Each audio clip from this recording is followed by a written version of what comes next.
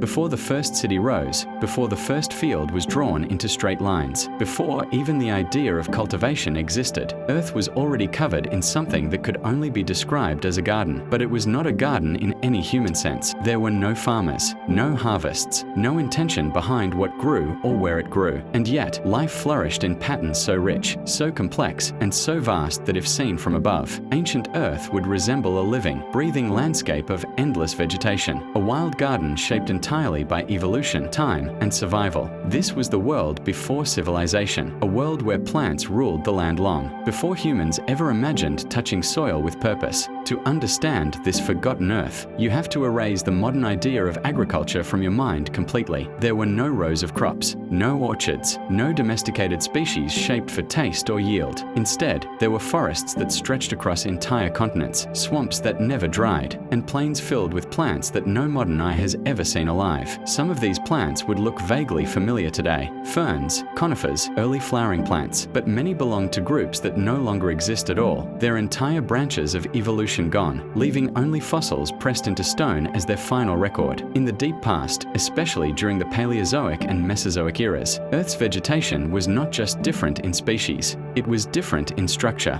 behavior, and even strategy. Plants were not passive backgrounds of life. They were active participants in shaping ecosystems. Hundreds of millions of years ago, during the Carboniferous period, vast swamp forests covered much of the planet. Towering tree-like plants related to club mosses rose tens of meters into the air. Giant horsetails formed dense thickets along river systems. Ferns spread across the understory, in layers so thick that sunlight barely reached the ground. These were not forests as we know them today. They were oxygen-rich worlds of dense, humid growth where decomposition was slow and plant matter accumulated in massive layers. Over time, this organic material would become coal, storing ancient sunlight deep beneath the Earth's surface. But even in these primitive forests, something remarkable was already happening. Plants were evolving reproduction strategies that would eventually lead to seeds, fruits, and the beginnings of what could be called food structures. At first, reproduction was simple and harsh. Spores released into the air depended entirely on moisture to survive and spread. Many would fail, many would never reach suitable ground. But evolution does not aim for perfection, it only favors what persists, and persistence led to innovation. Seed plants emerged. This was one of the most important turning points in Earth's botanical history. Seeds changed everything. Unlike spores, seeds protected the developing embryo. They carried stored nutrients. They could remain dormant through harsh conditions and activate when environments became favorable. This single innovation allowed plants to spread into new habitats, survive climate shifts, and colonize dry land more effectively than ever before. As time passed, the first seed-bearing plants diversified into many strange and now extinct forms. Among them were seed ferns, plants that looked like ferns, but reproduced through seeds. Instead of spores, they spread across ancient landscapes for millions of years, forming entire ecosystems of their own. Some likely produced structures that contained nutrient-rich tissues, early evolutionary experiments that would later lead toward fruits, even though they were not fruits yet. These were not foods created for consumption. They were survival structures. But life has a way of creating overlap between survival and nourishment. During the Mesozoic era, Earth's vegetation evolved again into something even more complex. Conifers rose into dominance in many regions. Cycads developed large, reproductive cones filled with seeds, surrounded by protective tissues. Benedictalians appeared, an extinct group of seed plants, whose reproductive structures sometimes resembled flowers, long before true flowering plants existed. In these forests, animals and plants began to interact more deeply, not in the way modern agriculture depends on humans, but in natural partnerships. Insects fed on plant tissues. Early vertebrates consumed seeds. Some plants began evolving traits that encouraged animals to spread their reproductive material. Colors, textures,